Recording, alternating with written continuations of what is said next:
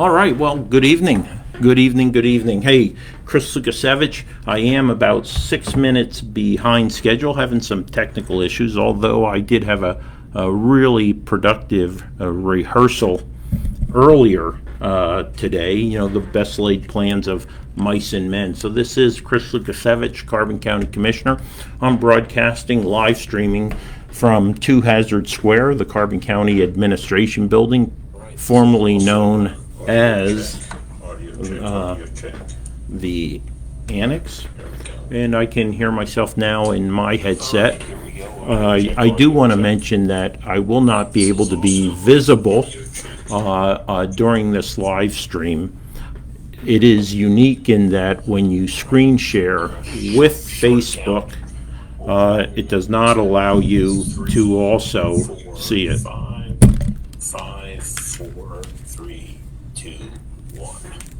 All right. So again, here we go. I have a little background noise taking place here.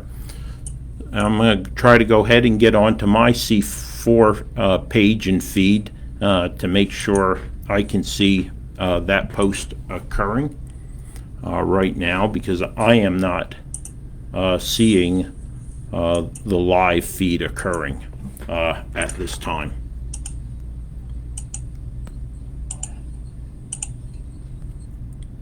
All right, so let me see if I can find it. And I do see that there are about 10 people right there online. Just bear with me, trying to make sure I have the feed so that I can see any comments that might come in.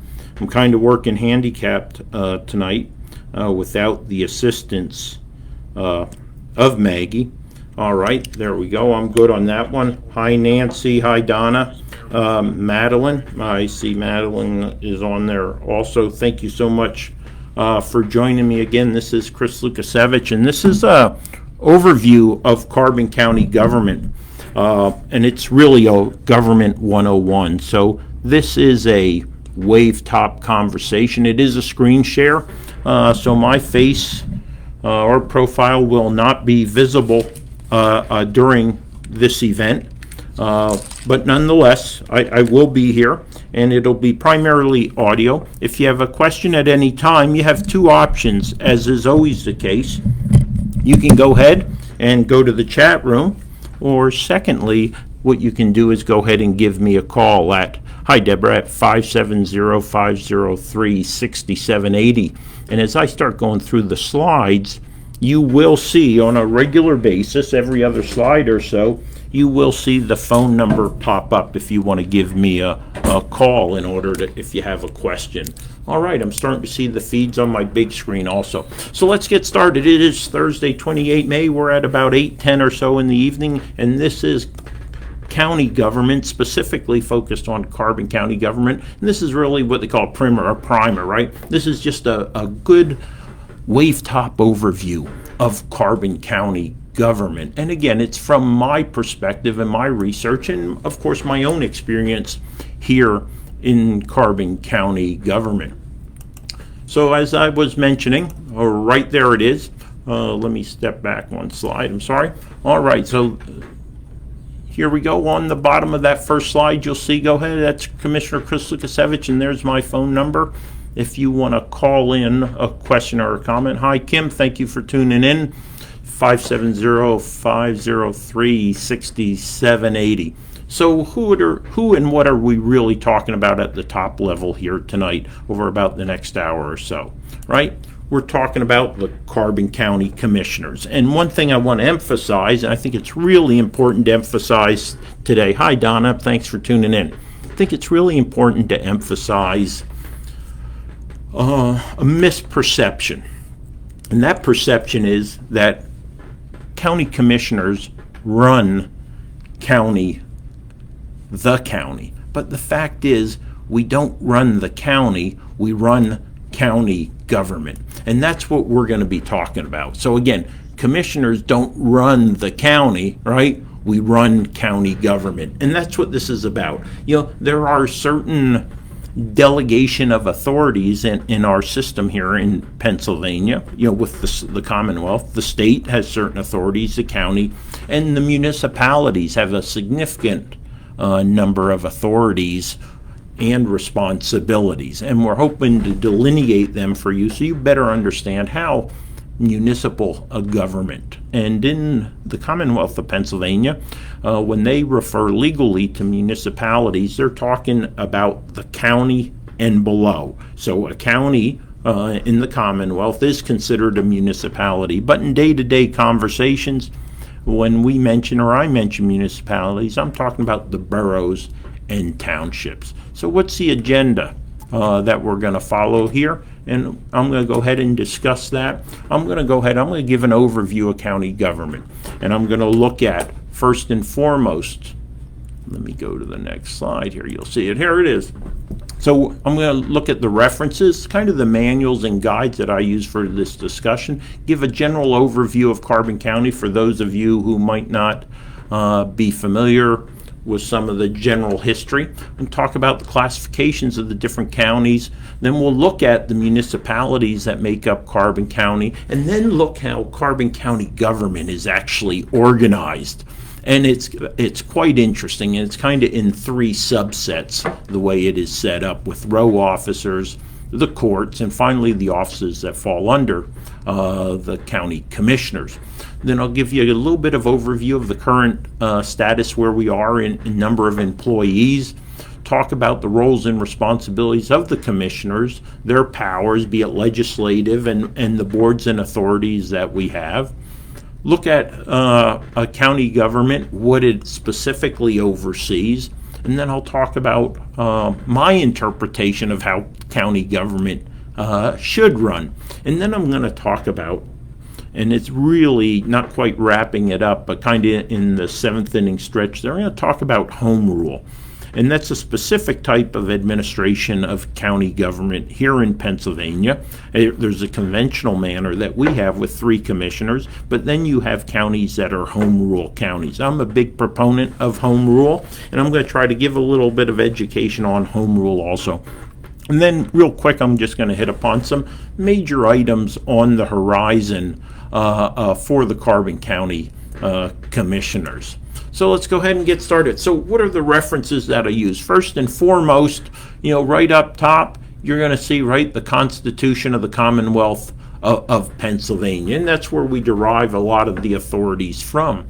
And those authorities really come down to the document right underneath it, which is referred to as and is the county code. And it describes duties and responsibilities of the officials that compose or make up the county. And that's boiled down into a nice document called the Manual for County Commissioners. And then, like I said, there's another document over here, is a good overview of all municipal government. That's on the right side of the slide, Citizen's Guide to Pennsylvania Local Government. That goes all the way down to the township level. And then jumping back over to the left side, there's that home rule in Pennsylvania. And this document was just updated here in March of 2020.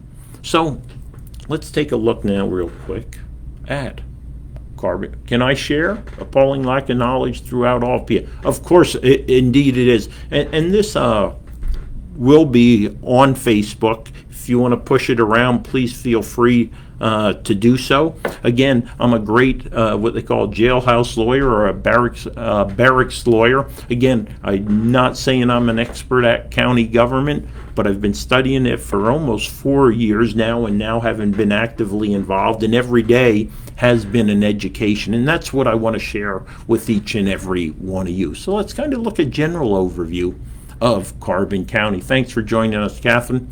All right. So now let's jump all the way back to the white man coming into the area. And who was here first and foremost? The Lenape, right? And some people call it Lenape or Lenape, right? So the Native Americans were here, and they were actually the Lenape or Lenape were actually of the Delaware tribe. And here you had a small faction, the Mincy. And if you've read any of the history of Carbon County, you'll actually recognize that there wasn't really let's call it a permanent settlement of Native Americans in Carbon County.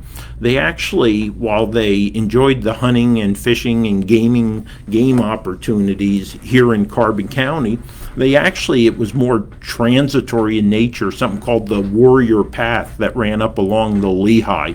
And the Indians tended to congregate more along the Schuylkill, the Allegheny rivers versus the Lehigh. I think many of us know, mostly if you're from up in Summit Hill with Ginter, right? You had the discovery of anthracite coal. And no surprise, Carbon County, carbon being coal, right? So in 1843, Carbon County actually came in existence. There it was carved out of or derived from Northampton, or what was then Northampton and Monroe County. It's about, by the Census Bureau numbers, they have us at about 400 square miles, with about 18 or 19 of that being water coverage, right? Our lakes and dams and streams. And then the majority, about 382 square miles of land mass. Population actually has gone down just a slight bit if you look at the 2000 to the 2010 census. However, the American Community Survey from the Census Bureau, at last I saw, we were at like 65,182 or 3. Now, the decennial, the 10-year census is ongoing right now, so sometime next year we should have a more accurate count of where the population of Carbon County actually stands. I threw up the unemployment rate. Now, this was as of March. Again, that doesn't include April or into May. So it's about 2 months it lags from the Department of Labor and Industry. But again, you can see that Carbon County, as has been the historical trend, we're a bit behind and normally 1 or 2 points below the average when it comes to our employment figures. So at the end of March, we're really right at about 7.2%. The state of Pennsylvania at 5.8 unemployment. Now, with that said, bear in mind that this was just as the pandemic was starting to kick in. Look at Carbon County as it comes to average wages.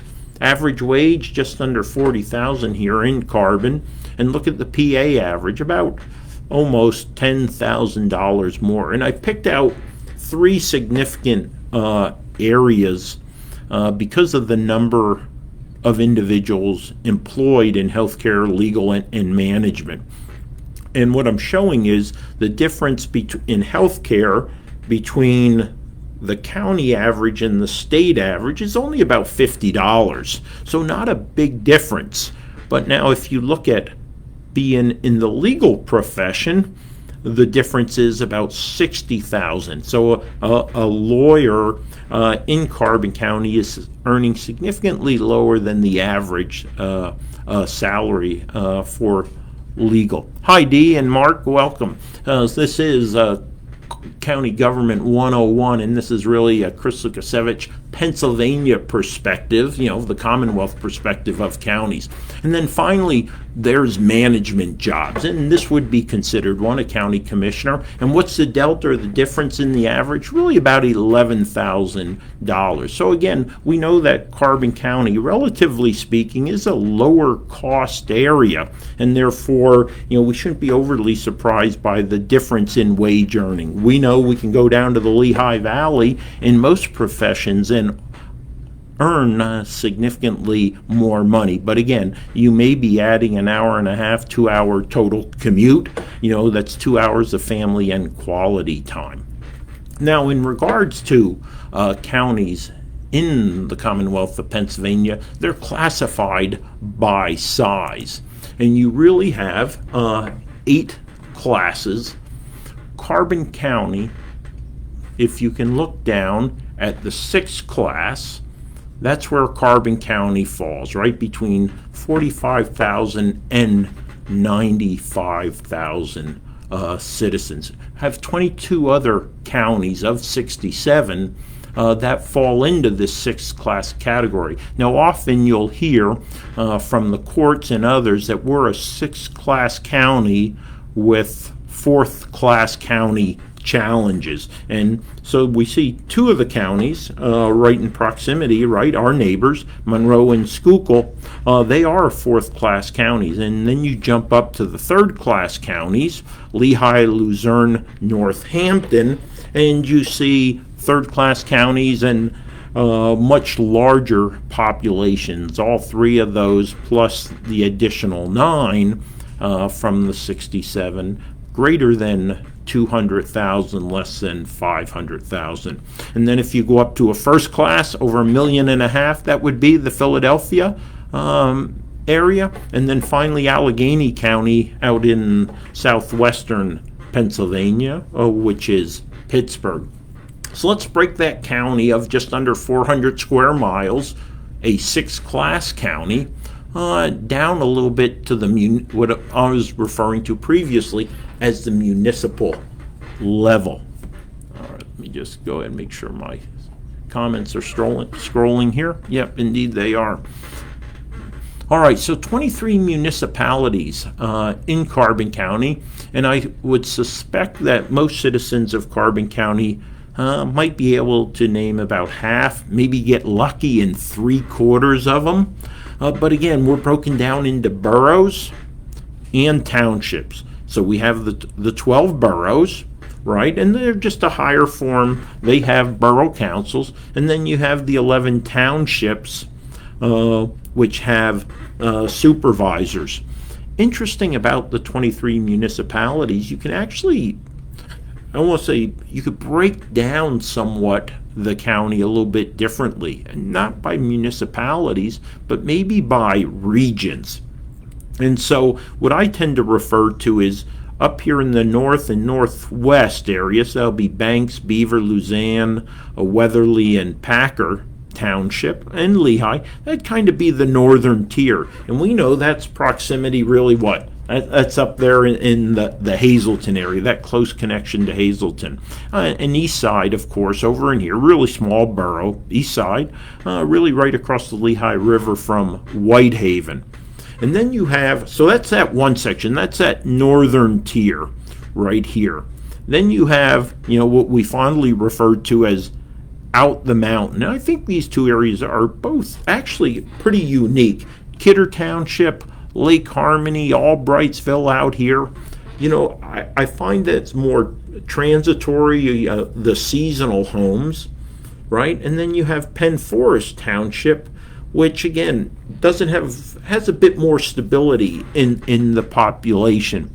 And then finally you really have the coal regions, right? Lansford, Summit Hill, Nesquehoning, and just up across, of course, the county line from Lansford is Coaldale. And we do, although it's outside our county, we do have students from Coaldale who go to Panther Valley. And interesting enough, if you're up here in Banks and Beaver Meadows, you're not going to a Carbon County school district. You're actually going to Hazleton school district there. So again, there's kind of that quid pro quo of we send some kids outside the school districts in Carbon, and then you'll see like Coaldale folks coming into Panther Valley. So this is kind of the coal cracker region, right? Nesquehoning, Lansford, Summit Hill. And then you have Jim Thorpe and Lehighton, right? If they're not, aren't they the kind of the metropolis area? And that's kind of the core of the county. And then you have these, not anomalies, but these, I guess, more vast rural areas, really farm centric, like Mahoning and East Penn. And I always try to think of who do they relate with? Do they relate to themselves as like Carbon County, or do they see themselves uniquely? And I think they do, because of the rural nature of those communities. They see themselves quite differently. And that brings me down to the Lower Towamensing, Bowmanstown, Palmerton area. And one could always make the argument that in lieu of Carbon County, they may associate more with Lehigh Valley. And, Lehigh County and Northampton County down in that area, just due to the proximity. Maybe Towamensing is a unique one, because you can head on out that way. Again, though, so you have these little different regions, and I think all of us are unique in these regions and how we see each other. And I think it's a friendly rivalry, but we do associate, again, Northern Tier with Hazleton, Palmerton down in the southeast, in that area with the Lehigh Valley, of course, the Coal Cracker region. So again, 23 municipalities, 12 boroughs, 11 township. My question would be, does anyone out there know where Audenried is? I pronounce it Audenried. It's probably incorrect. But you ever ask that question of someone who truly knows Carbon County? And of course, running for office, you learn those villages and small places that you never heard of before. But right up here in the far corner of Banks Township, there's, oh my gosh, it seems almost nothing of size-wise, is Audenried. So Audenreid. Google it. Small place, and it actually is not what they consider a census location. So now I'm going to go ahead and start talking. I'm going to jump into this is the organizational chart for county government. And I put this together. There was a loose one put together when I got here, but I didn't think it at all well represented what county government or what the county structure looks like. So let's go ahead. And again, I mentioned there are three real elements of county government, right? And I'm going to talk about all three of them. They're the row offices or row officers you often hear. Then you have the judicial, and that's the courts. And then finally, this big, vast number of departments. So let's start with the row offices and talk about them a little bit. So these are the elected officials other than the county commissioners. They are considered co-equal elected officials to the commissioners. The commissioners don't actually control the row offices or row officers. Now, those from Carbon County who are listening recall the excuse or statements that were made when it was the problem with the former clerk of courts. And you would hear the Board of Commissioners and even the judiciary saying, well, there's really nothing we can do because they're an elected official.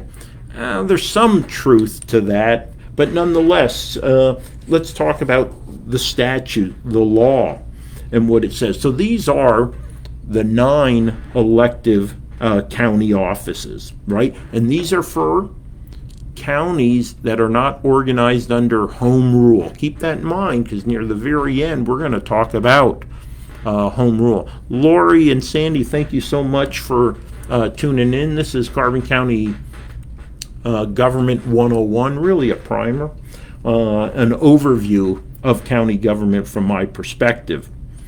So statute or law does declare what these row officers will do, and with the understanding that the commissioners can't control them. However, the responsibility and the way commissioners can influence these different offices, and I'll detail some of their functions of each of them. We actually, as commissioners, we control the budget, the personnel administration system, the physical plant, the buildings. And we're actually, as commissioners, we control budget, contracting, personnel, right? The infrastructure. So you do have a leverage or a lever which you can use to, let's say, influence compliance, maybe with county-wide policies. So first and foremost, county treasurer, right? That's really receipt and custody and disbursement of all county monies. Here, Ronnie Sheehan is our, I'm going to go ahead and hide right there. The treasurer is Ronnie Sheehan here in Carbon County. And so any payments that come in or revenue that comes in actually first and foremost goes into his office, and he actually takes that revenue that comes in and provides that to JTNB or Mock Chunk Trust. It's Jim Thorpe National Bank or Mock Chunk Trust. Now, at the same time, though, keep in mind, the treasurer here in Carbon County has other roles, right? He does licensing for games of chance, dog licensing, hunting license, those types of things. But again, primarily the custody and disbursement of all county monies. All right. So let's jump up to the district attorney, right? So he is responsible for signs all bills of indictment and conducts, all in the criminal court prosecution, right? And he's working on behalf of the Commonwealth here in Carbon County. Again, though, another elected official. Jump down to the sheriff, and I know I'm jumping around a little bit, but the way I have my note page set up here. So Tony Harvilla is the county sheriff. And bear in mind, the county sheriff is an officer of the court. The Pennsylvania Supreme Court has ruled that sheriffs are not law enforcement officials, right? So they do not have the explicit right to perform law enforcement duties. So bear that in mind when you see a sheriff's vehicle out on the road. They're not sitting there looking to give people tickets. More than likely, they're going out to issue or to service a bench warrant, so a judge who's ordered some individual who didn't show up to court to come in, or they're serving some type of court document. So again, very limited in their authority. Now, if you go out west or to many other states, sheriffs are law enforcement entities. And again, I think it's a great concept. There is one or two bills that have been sitting in the House or the Senate trying to give them more authority and closer proximity to law enforcement agencies, but they really never made any progress. Next, let's look at the Prothonotary Office, right? And I think most of us probably, unless you have to deal with the Prothonotary, it's now Kayla Semmel, had been Joanne Behrens for many years, probably couldn't even pronounce the word. But this is the Clerk of Court of Common Pleas, right? And that office is keeping the records of all civil procedures before the courts. Signs all the writs and processes, and files copies of records and processes. And, a day-to-day activity, if you need something notarized, boom, good place to go. You need a passport issued, or at least to do your application, the Prothonotary's office. So that's the Court of Common Pleas. Well, now, if you go to the Clerk of Courts, there is the Clerk of Courts, they're criminal focused. So the chief clerk and record keeper for the criminal court. So again, you had that distinction between the Clerk of Courts, who works the criminal, and then the Prothonotary, who works the civil side. The Register of Wills, jump right down to that. That's the Register of Wills right there.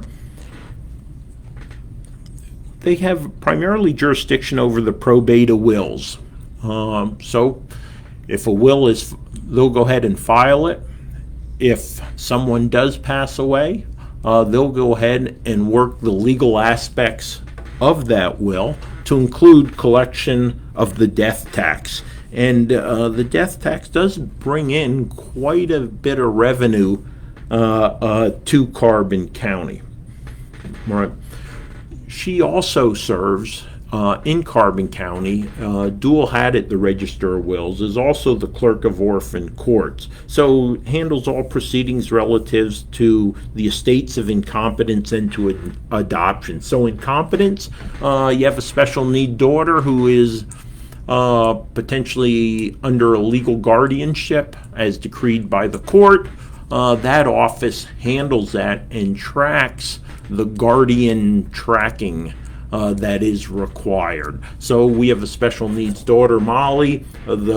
When she became an adult, we had to go to court to become her legal guardians and become responsible for her as a person, so her health and welfare, and her estate, that welfare part. So clerk of orphan courts for that. And then finally, you have the recorder of deeds, and they're right below me in this building, 2 floors down.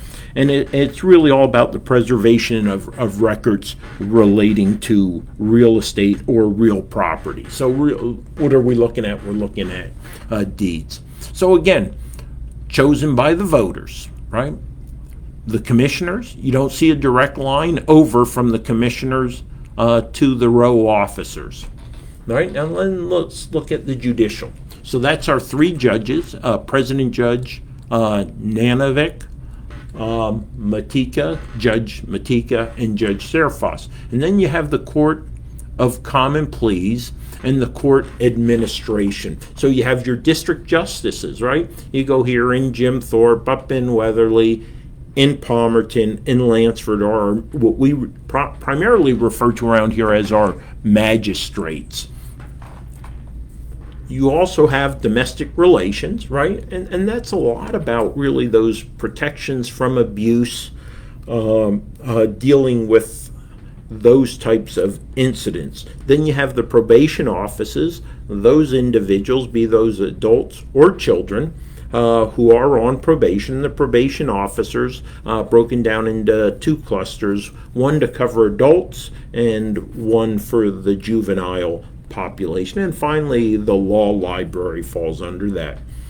Connected loosely and a quasi is the public defender. So those are the individuals who, when an attorney is appointed, right, you have your Miranda rights. If you cannot afford an attorney, one will be appointed towards you. There's your public defenders.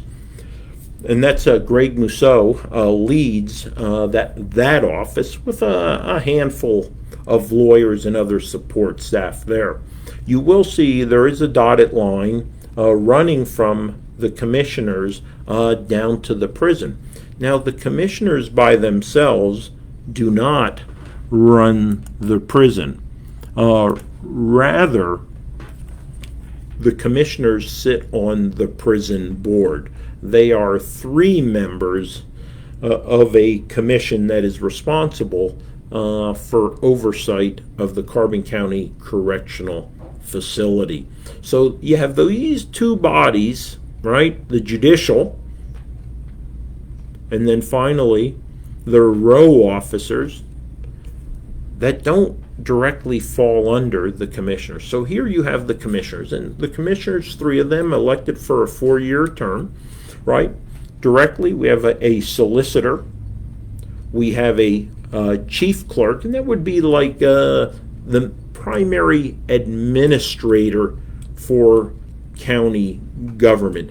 And in the military sense, that would be like your executive officer who runs day-to-day operations, really kind of keep things going, synchronizes, coordinates all the actions of the departments. Now, the departments I'm going to discuss, I'm not going to go into great detail on them, but I'll kind of highlight some of them. These departments work directly under of the commissioners. And you're going to see a little bit later, we do have 4 unions that are represented, or units that are represented in this group of almost 400 individuals that make up the entirety of county government. So information technology and archives. Information technology, right? That's the technology infrastructure, the systems, the computers I'm using right now. Then you have archives. Archives, again, we are trying to go paperless, and we do have a responsibility, a legal responsibility, to maintain certain records in hard copy for a particular amount of time before they can be digitized. That's over in 4th Street in Jim Thorpe, right there down the street from Tommy's. Right now, this next group, falling under the commissioners, the Area Agency on Aging. The Area Agency on Aging deals with all matters of our senior citizens, to include the senior centers that we have in Carbon County, Nesquehoning, Weatherly, Palmerton, Lehighton. Then there's the Jim Thorpe or the Penn Kidder up on top of 903. They also are responsible for coordination and synchronization with Carbon County Community Transit. So that's that bus transportation system in Carbon County that serves not only our seniors but those with medically challenged individuals. Although the public can use it, the fortunate thing is for senior citizens, they tend to be subsidized by the Area Agency on Aging, so their rates and fares are notably lower. You have children and youth, and it is Children and Youth Officials Week this forthcoming first week in June. So they are responsible, might be called child welfare, ensuring the well-being of children and their placement, if necessary, in guardianships, in foster homes, or where need be to ensure their safety and well-being.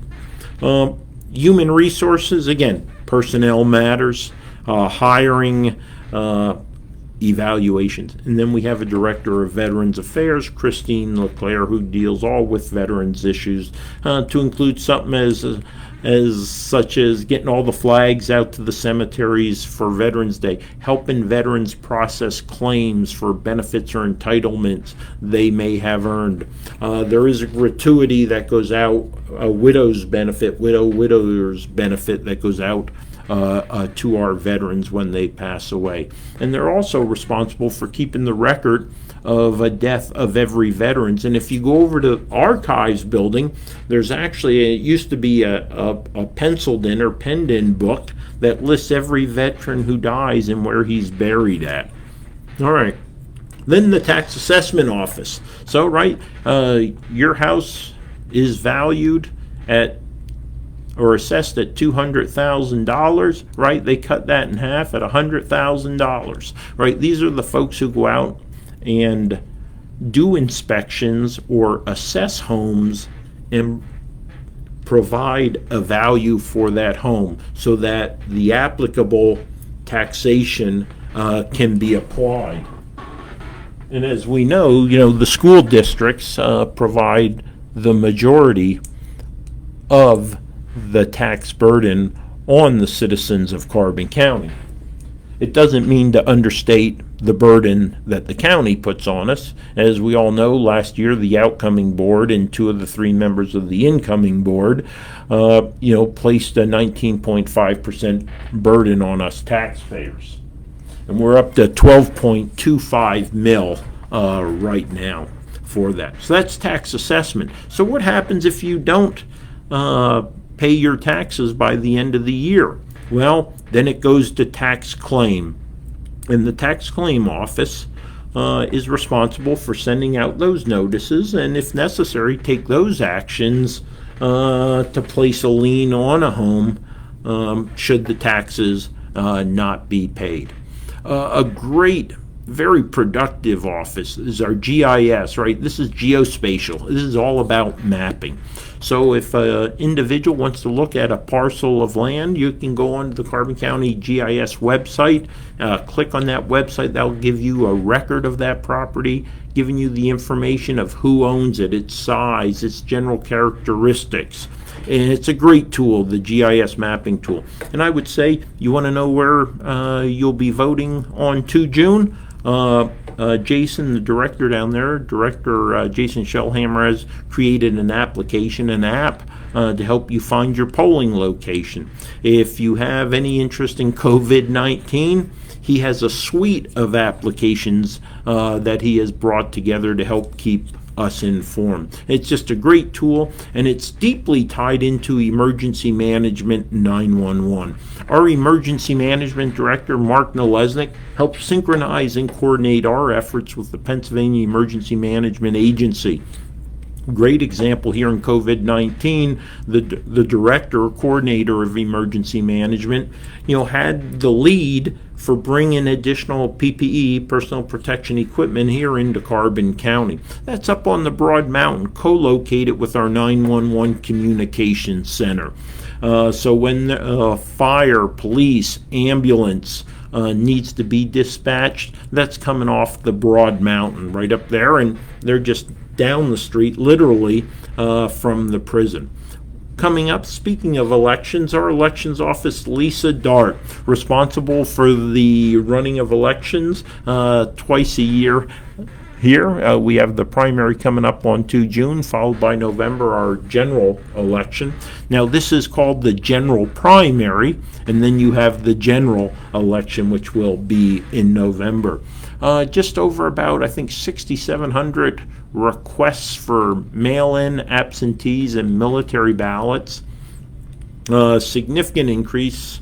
If I recall, it was maybe in 2016, did Lisa say today, they had about 600 requests, and now we're up to about 6,700 mail-ins. Again, that's because of Act 77, the change in the law, which has allowed mail-in ballots in Pennsylvania. I think it's exacerbated by also the fact of the pandemic and people not necessarily feeling comfortable to be out there at the polling locations. Also falling under the commission of purchasing. So any equipment or contracts that need to be let or signed or created works through our purchasing department.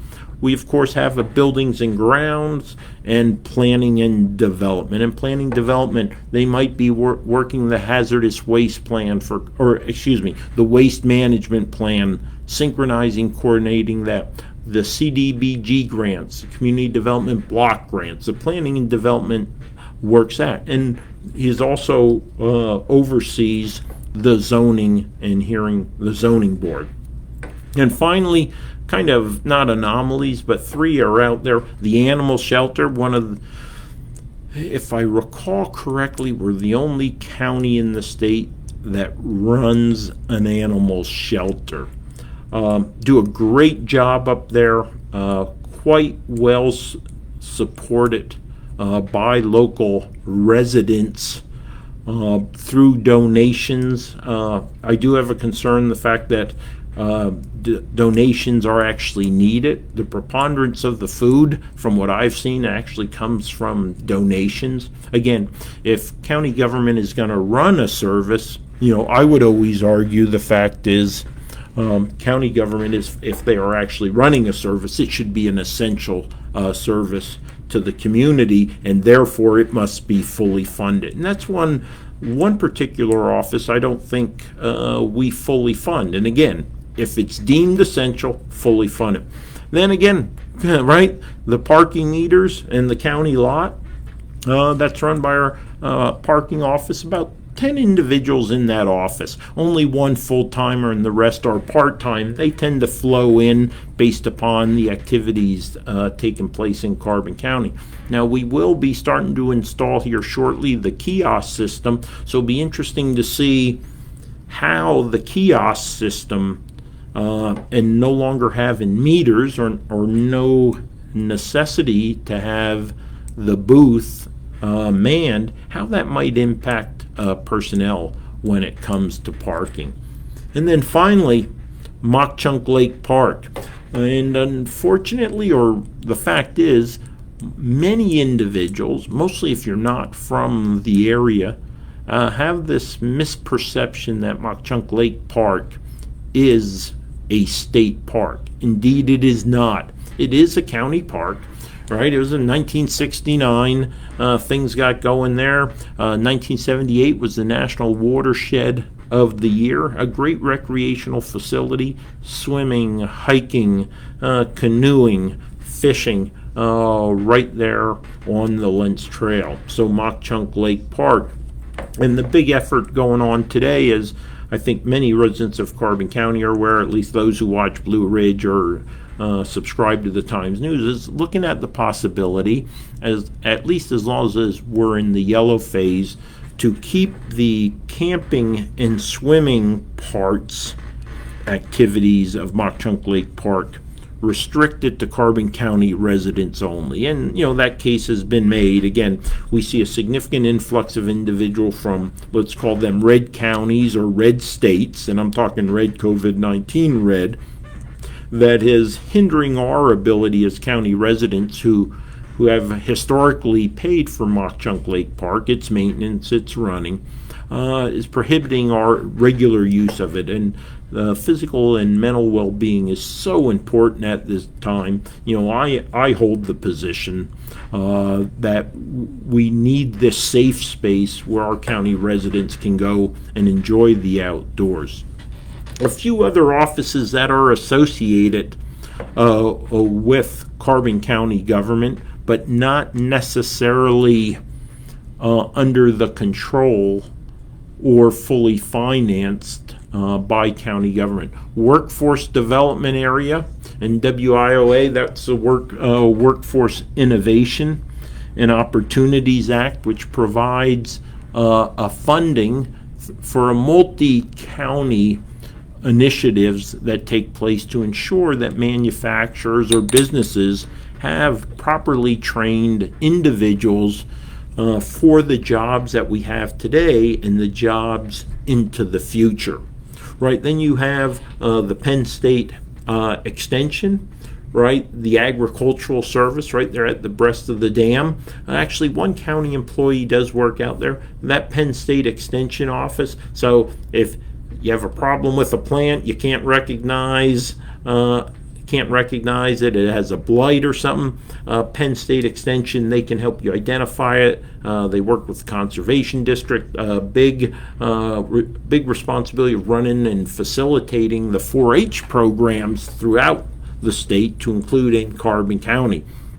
Economic development actually falls no longer under the county. That has really been pushed out to Carbon Chamber Economic Development Corporation, LLC. The county provides funding and one individual to CCEDC, again, to work in the promotion and the development of economic livelihoods here in Carbon County. And then finally, you have the Housing Authority.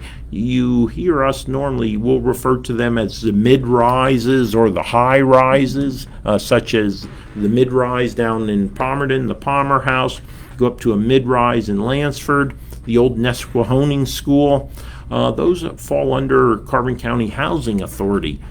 It's actually a federal program through Housing and Urban Development. The role of the commissioners in the Housing Authority is simply to appoint the board that oversees that.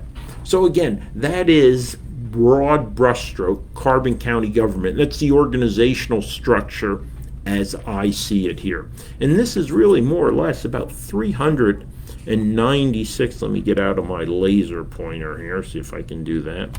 Okay, move to my next slide. All right, so county employees. 396 full-time, 294 part-time, 102. And as part of that part-time, you do have, for example, I talked about the parking attendants, or those who help facilitate the parking on the weekends or high tourist times here. That seasonal park rangers, lifeguards, individuals like that make up the part-time staff. But you do have part-time corrections officers, part-time communicators up at the 911 center, so dispatchers. Of those 396, 123 union members. And there's 3 unions, 2 AFSCME, and then a Sheriff's Association. Plus, and why I mentioned 4 earlier, because we have a quasi or pseudo a union. It's really a prison sergeant's memorandum of agreement that gives them certain protections not dissimilar to the Teamsters member, the Teamster corrections officers. So out of that 123, right, you have Teamsters, which make up 54, and that's the Carbon County Correctional Facility, CCCF. Falling under AFSCME, you have 55 general, and then that fall under the court, you have 21. And finally, in the Sheriff's Association, or sheriffs, deputy sheriffs, you have 14. So that's the makeup. So let's go ahead and look at the office of county commissioner specifically. All right. So as again, I initially mentioned, what guides the authorities, the responsibilities of what the county commissioners can or cannot do, that is the county code. And the county code, 4-year term qualifications, other than being a registered voter, there's not much in the way of what the qualifications are for that office. The county code really only is about 3 or 4 pages, and it's quite vanilla, not very specific. There are some specific tasks, but then there are some implied tasks also. It is indeed, the Board of Commissioners is the chief governing body of the county government, right? Chief governing body of the county government, and not of the county. So I probably need to add that onto my slide there, put county government, just to clarify that. The county commissioners run county government. We don't run the county. We can't tell businesses to open, close. We can't tell you to wear a mask, don't wear a mask. Again, that's not within our authority, right? So, we do have a responsibility for selective policy-making authority, right, to provide certain services and facilities on a county-wide basis. And I talked about some of those, the Agency on Aging, Children and Youth Services, right?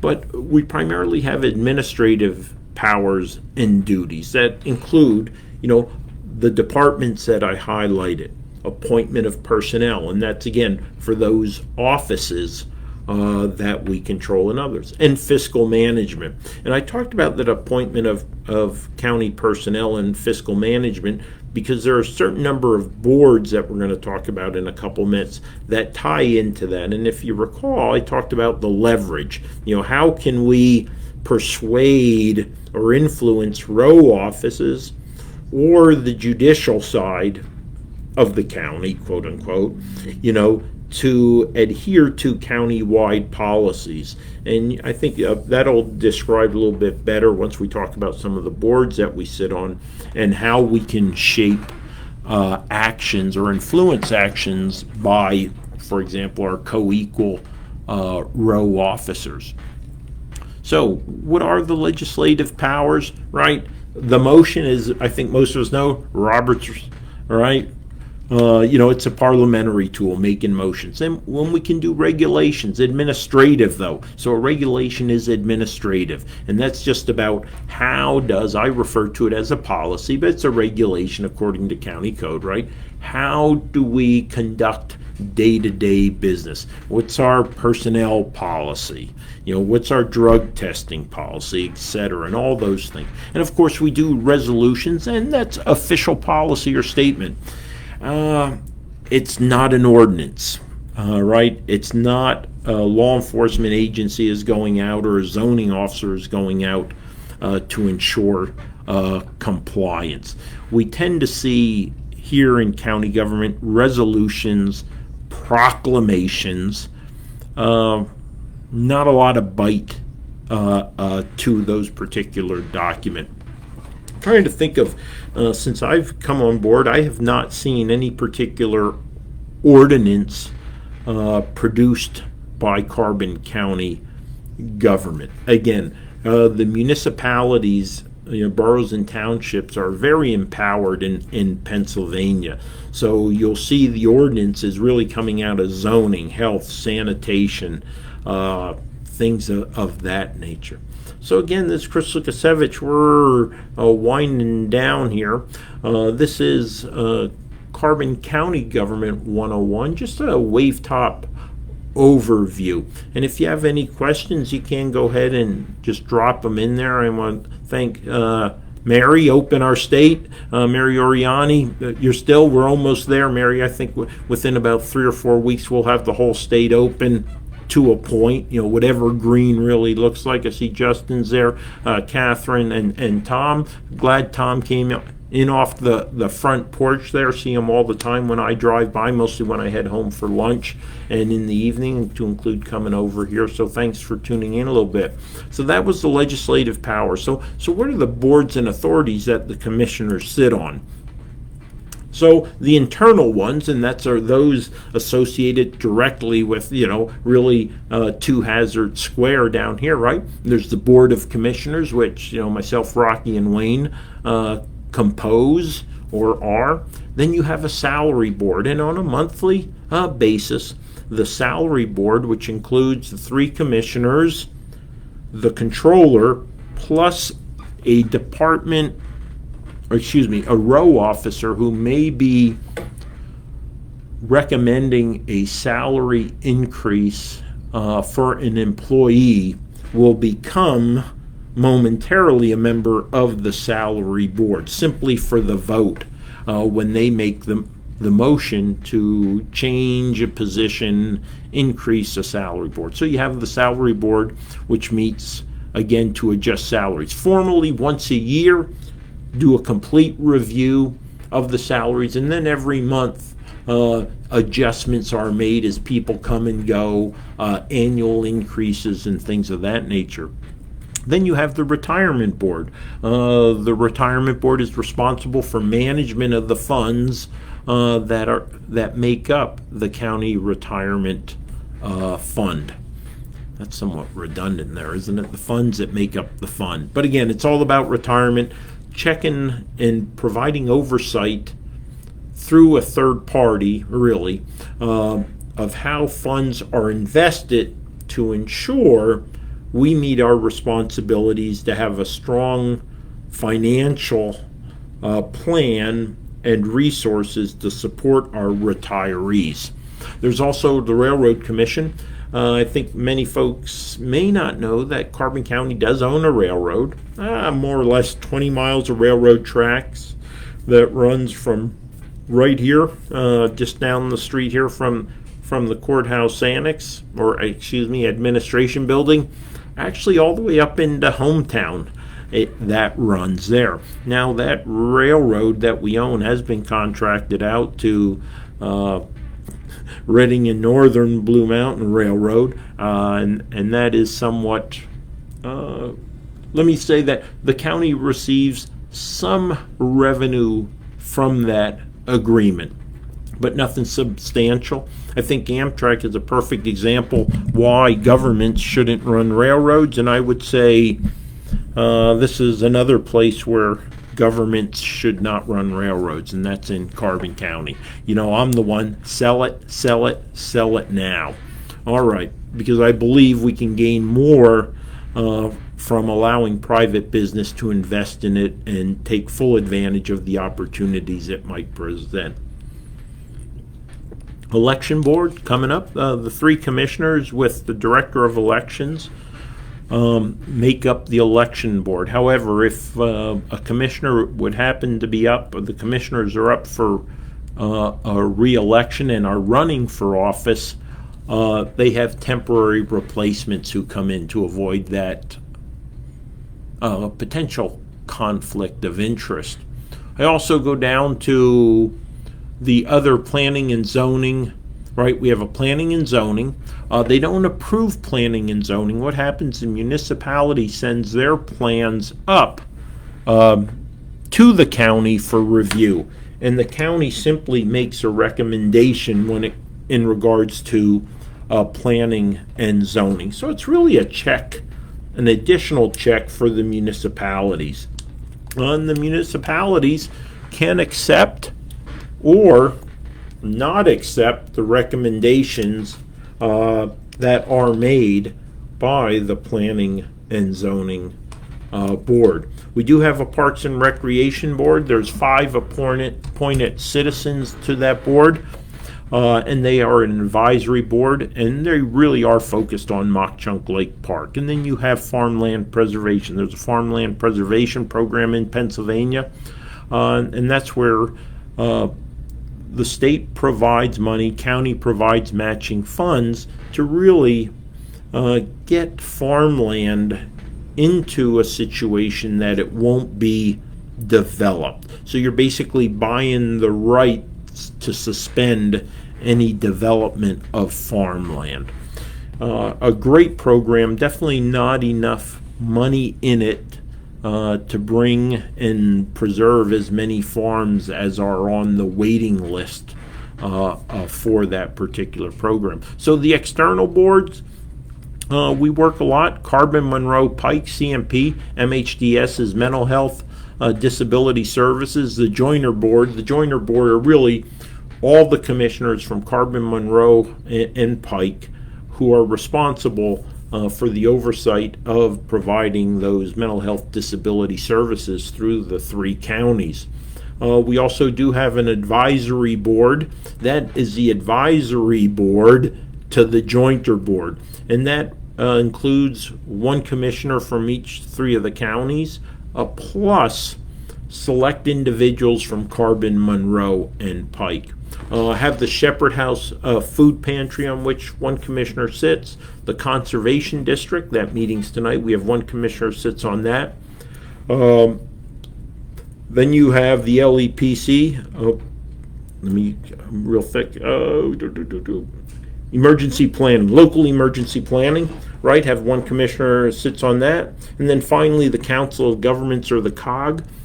That is an entity of municipal governments, plus 1 commissioner sits on that. About 17 or 18 members of the 23 boroughs and townships make up the Council of Government.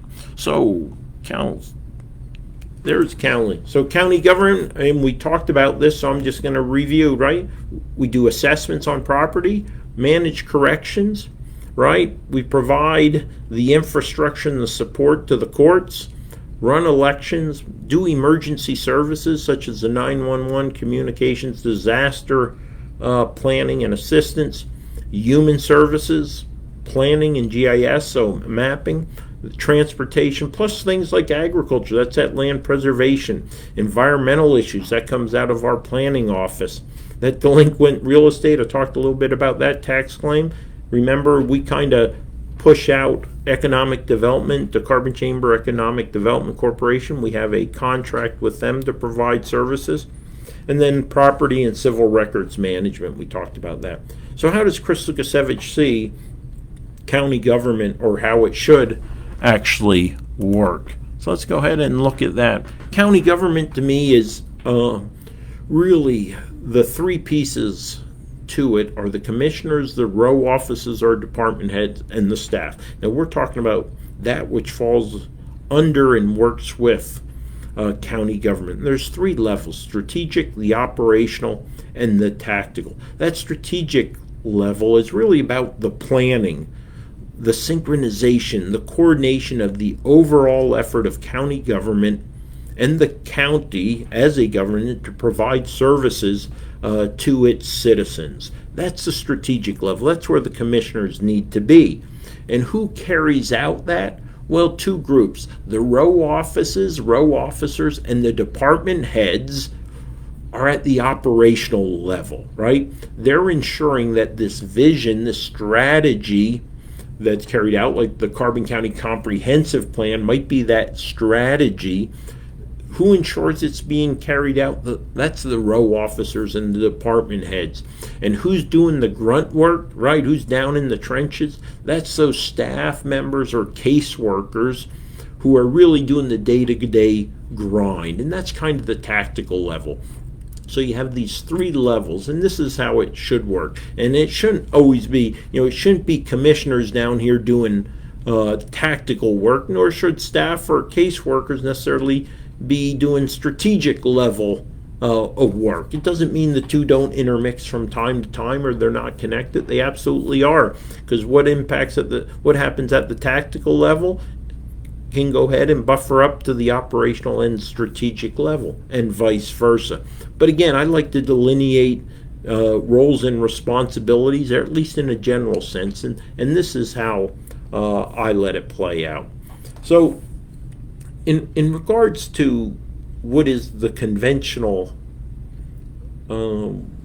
organization of counties and the leadership at the strategic level, it's that 3-member board of commissioners. But what I want to talk around now, we have about 20 minutes left here, and I think about 4 or 5 slides. I want to talk about home rule. And it says home rule and optional plan of government, but I'm going to focus on home rule because this is a passion of mine, because I do believe government can be more effective and more efficient. So what is home rule? It's unlike having 3 board members. Home rule is like a company, right? A publicly listed on the New York Stock Exchange, for example, right? You would have a CEO, right? A chief executive officer or chief operating officer, plus a board of directors, right? And that board of directors really is providing the guidance to the CEO, COO, and the check and balance to move them forward. And you actually would have one individual, which is unique in home rule. You'd actually only have one executive who is or could be elected. So instead of 3 commissioners, you might be electing one executive manager who is a full-time employee, and then you have these part-time commissioners who are actually advisors to the CEO, COO, and provide that oversight. And what home rule does, it shifts the responsibility of local government from the state legislator to the local community. And what it gives home rule counties the authority to do is exercise that power and function that is not denied by the Constitution, Home Rule Charter of the General Assembly. So, for example, I'm trying to think, as long as the Constitution doesn't forbid a home rule county doing it, the county can do it. Now, in our current form of government, the commissioners can only do what the state tells us we can do. And you'll see this in about 2 bullets down. So who has home rule? Well, actually 7 counties, and 2 of them who are our neighbors. Northampton and Luzerne are 2 of those. And then, Philadelphia, plus 4 others right now. So we have cases right here in our neighborhood of counties that have adopted home rule. And it's kind of a limited independence. So without home rule, that's Carbon County, right? Here this is, right? We can only act where specifically authorized by the state, right? But with home rule, we can act anywhere except where specifically limited by state law. Lisa, thanks for tuning in. We miss you, and Donna, haven't seen you guys in a long time. All right, so by electing home rule or doing a referendum that allows home rule, you're replacing that 3-member board, right? You have a larger board, and with a larger board, an elected executive. And so why might we want to do home rule? Well, 3 commissioners. Right now we have 2 from Lehighton, 1 from Jim Thorpe, right? So you can say, one could make an argument there's a bias because we don't necessarily reflect the opinions or the positions of the entire county because, we come from Lehighton, we come from Jim Thorpe. Well, with a home rule, you could actually elect 7, 9, or 11, quote-unquote, part-time commissioners, so it would be more diverse and better represent the electorate than it does now. Also, you could replace the row office structure with an admin structure. So instead of having the prothonotary, the clerk of courts, the controller, the treasurer, instead of them potentially changing every 4 years through elections, they can simply be hired employees. So you're getting technocrats, bureaucrats, individuals who are selected for their knowledge in the field and not simply because they're the most popular guy or girl in town. So, how does this process work, home rule? Well, home rule process, right? It's about an electoral process going to, I see one of the slides, that implementation got messed up there. All right, I see that one. Hold on, let me stop back here. We're almost there. All right, so here we are. So home rule process. This is the question that you're asking the electorate. Shall a government study commission of 7911 be elected to study the existing form of government to consider the advisability of adoption of a home rule charter? Right? So this is what we're trying to get at with this process, home rule. That's the first question. So how do you get a question like this on the ballot? Well, it can either be done by an ordinance. So remember, we go back about 10 slides, county commissioners can create ordinances. So there could be a motion. I move that Carbon County shall consider the home rule.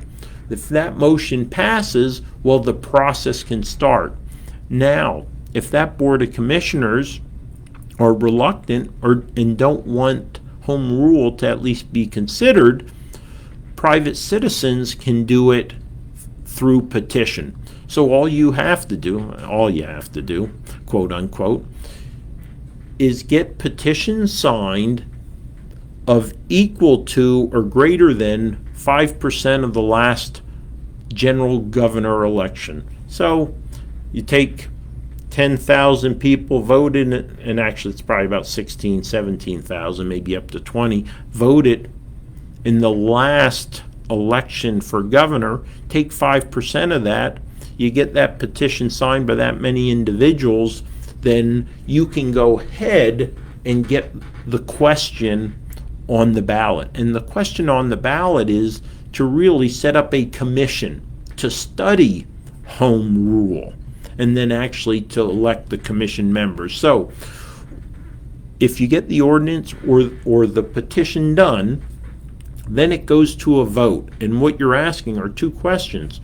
Shall a government study commission of 7, 9, or 11 members be elected to look at the current form of government and consider going to a home rule charter?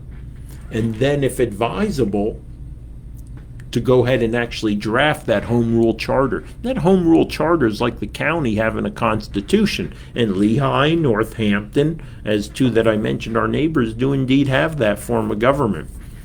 So, one, you're going to go ahead and vote for setting up the commission, and at the same time you're going to vote for commission members. So you decide if it's 7, 9, or 11, and then that's what you're voting for. And they do nomination papers, petitions, right?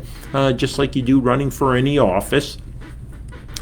You get those petitions signed, and look, it's not many, right? Lesser or greater than 2% of the last governor's race, or 200, whichever is less. So really, you need about 200 signatures here in Carbon County. You circulate those petitions, get them in 3 weeks' time, and boom, you can run as a commission member.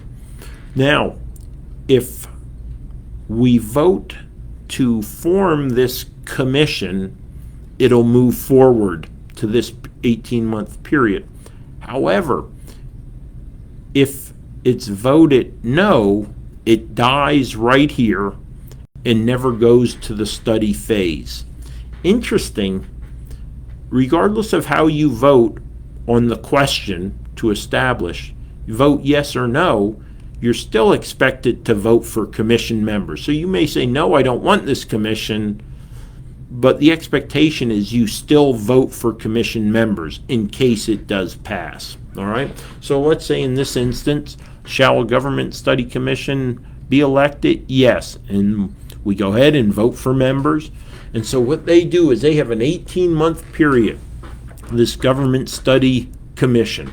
10 days after the election, they're taking their oath. Within 15 days after the election, they're having their first meeting. And what are they doing? They're studying the existing form of government.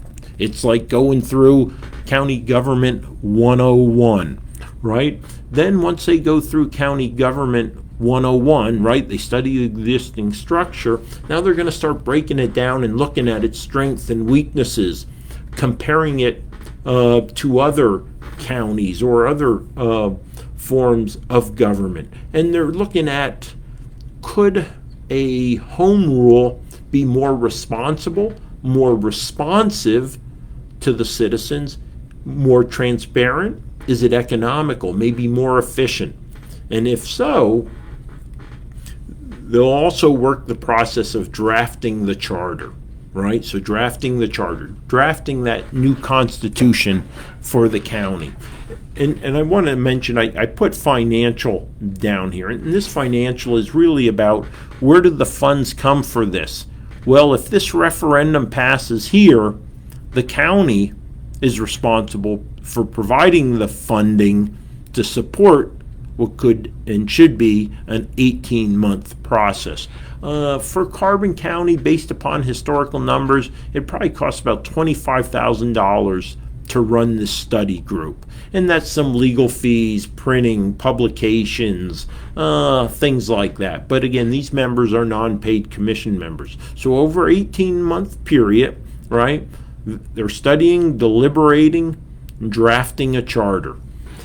And ultimately, what they're doing is coming to the point within 18 months of putting up to vote a referendum. Shall the home rule charter contained in the report, so from this government commission, prepared in accordance with the home rule charter, be adopted by Carbon County? So again, then you'd go ahead, the citizens of Carbon County vote on it. Yes, we prefer to go to home rule. We prefer to be in charge of our own destiny. Anything the Constitution of the Commonwealth of Pennsylvania says, anything other than denied by the Constitution, we're able to execute and do. Then you go into that implementation phase. So it's interesting to read the Lehigh and Northampton home rule charters, their constitutions, to see how they're laid out. Like I said, I like this because I like the CEO, board of directors type relationship. I like the fact that you could have up to 11 commissioners. Again, these are part-time, so you're going to save money. You're not hiring 3 commissioners at, I don't know, whatever they pay us, right, plus fringe benefits, fringes and stuff like that. So you have these 7, 9, or 11 advisors or board that influence and shape this chief executive officer. So that is home rule. And I would advise, DCED is the one who produced the documents that I reference on home rule. Read that, because again, I think my next passion after this short political stint is going to be trying to push home rule consideration here in Carbon County. All right, so finally, I just want to hit on, as I finish up here in the next 7 minutes, on major items on the horizon for Carbon County.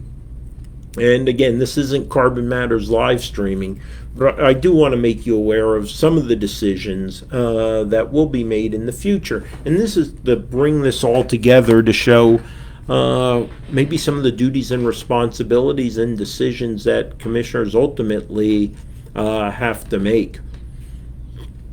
So, the most recent one is probably, Mock-Chunk Lake Park, restricting it to county residents only and working through that problem solving. What are the challenges? How do we ensure, hold on, let me grab something here. So how do we ensure the safety as we work through that process? Because you're going to have traffic backing up. We're short on lifeguards, so how does that impact the swim area? Swim at your own risk. Employees, traffic is backed up and all these folks from New York, New Jersey, or outside Carbon County coming in. Does that increase exposure? So, at Mock-Chunk Lake Park, we're looking at safety. We're looking financial. How do you verify non-residents and residents? What is really the capacity of Mock-Chunk Lake Park in the beach and swim area, camping sites during COVID-19 pandemic, yellow or green? And how do we get that message out there? So there's a lot in that first bullet alone. So renovation projects, there was a Susquehanna Street project that had its final nail in the coffin just about a year ago, when the commissioners, that board, astutely, based upon political issues, decided to drop that and give it to the next board. But again, we still are short on space, so commissioners need to look at the potential of renovating 76 Susquehanna, maybe 44 Susquehanna, which is the old archives building and maintenance building.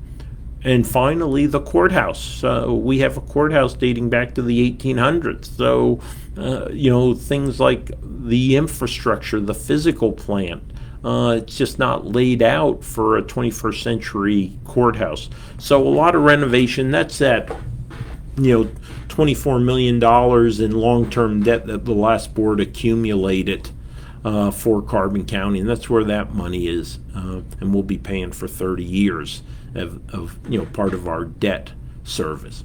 So the Emergency Operation Training Center, that's continuing to move forward. We're really at the stage of probably not far from concrete going in up there, and that should hopefully next year that should finish up. Definitely chop that down from the Taj Mahal that was planned by the last board. I was really anti the Taj Mahal, and I think we got it probably where it needs to be. It's the right size, right fit for what our volunteer firefighters and others need for a training center locally. Prison infrastructure, it's horrendous. Our prison is in bad shape. Going to see a significant water project taking place up there, plus other long-term maintenance that has really been neglected over the last couple decades. Packard and Yard, Carbon County still owns that. Get rid of it. Sell it, or as I always said, have the county work in a cooperative to go ahead and turn it into a solar farm, or sell it off. County Railroad, sell it off, But again, the county does need to decide what we're going to do with that railroad. Are we going to hold it on and not make any money anyhow? Or are we going to privatize it, so sell it off and let someone else invest in that infrastructure? We are getting ready to install parking kiosks. So the meters should be gone between, I would say, now and fall foliage if the festival takes place. But by October, they should all be in place, and hopefully that'll run smoothly. Maybe a little bit of lessons learned from when Jim Thorpe put theirs in. At the same time, there's going to be a connector trail from the new pedestrian bridge, and that's going to run up to where the county storage building is now. And that's coming through the parking lot to make a safe passage there. Essential services, I always hit on that. We always have to be reviewing what Carbon County government does, and is it an essential service? If it is not an essential service, don't do it. If it's an essential service, fully fund it. And I always use the animal shelter as the question mark there. Is it an essential service? If yes, indeed it is, because it's part of county government, then fully fund it. I think importantly too, COVID-19 after action report, getting those lessons learned. Hold on. Oh, Jennifer, are there any potential negative impacts as far as receiving state or for the county if home rule were instituted? Actually, Jennifer, no, there are none. And there might be simply because we'd still be able to apply to all the same grants and loans and would have to adhere to those same guidelines, but a home rule county cannot be discriminated upon for those. So there's aren't grants and loans out there at the federal and state level that exempt home rule counties by name. Right? So no. So essential. Let's see. So the COVID after action report. We really need that.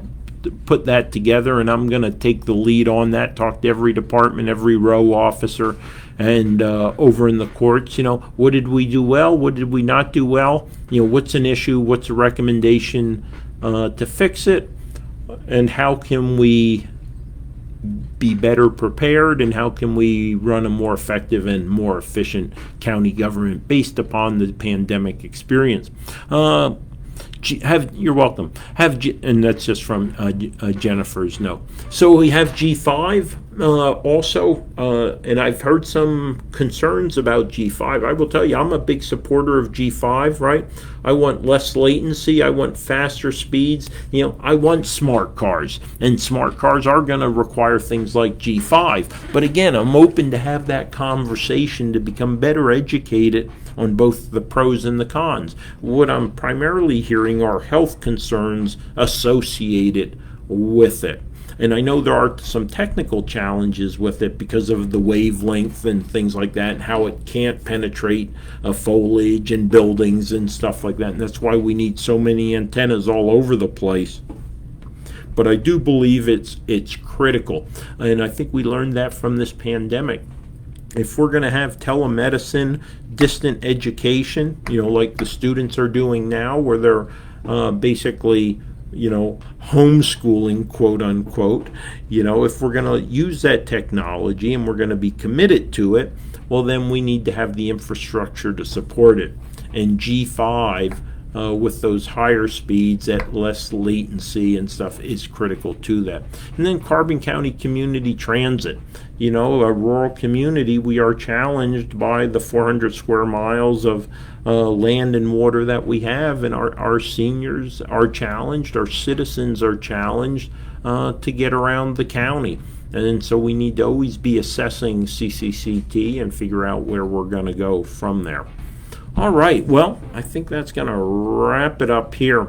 So I'm going to hang out for a couple more minutes. I'm about 1 minute over, so I apologize for that. 570-503-6780. If you want to give me a call now or sometime in the future, please don't hesitate to do so. That's 570-503-6780. That number's right on should be pinned to the top of my Facebook page, C4 Chris, Carbon County Commissioner. And this has been County Government 101. It has been Carbon County specific. I tell you, this is only the second time I've done anything like this type of presentation on county government. I'm passionate about county government, passionate about I think learning more about it, understanding it, how to leverage it to raise the quality of life for all citizens of Carbon County. I would encourage all of you to become better informed, better educated, know the roles and responsibilities of county government. And I want to go back to one of those first slides real quick because to me it is critical. I think everyone should understand that first point should be the last point. County commissioners don't run the county. Commissioners run county government. As I highlighted, specifically those departments that fall under us. And then we have that supporting function for the row officers and the court. So real quickly, that's me, Wayne, Rocky. This is our solicitor, Dan, Ellie, right, the executive officer or chief clerk, and then Colleen, who's the assistant chief clerk. And this is here in the Carbon County Conference Room. So again, thanks everyone who has spent a little bit of time with me here tonight. I'm going to leave this up on Facebook. I will be redoing it in the near future and kind of do a more polished version as I continue to work through it and better understand and gain more, practical experience in county government. So again, thank you so much for tuning in. Hope you have a wonderful evening. Please, if you haven't done a mail-in ballot, absentee ballot, or military overseas or elsewhere absentee ballot, please ensure you get to the polls on 2 June and vote. Prepare for the November election. There are some delegates to conventions and things like that. Not really any contested races of note, but please indeed keep that great voting record that I suspect most of you who are tuning in have. And again, good night. I'm going to shut it down here, and thanks again for tuning in. This is Chris Lukasiewicz, Carbon County Commissioner, just finishing up County Government 101 primer. Take care. Wonderful.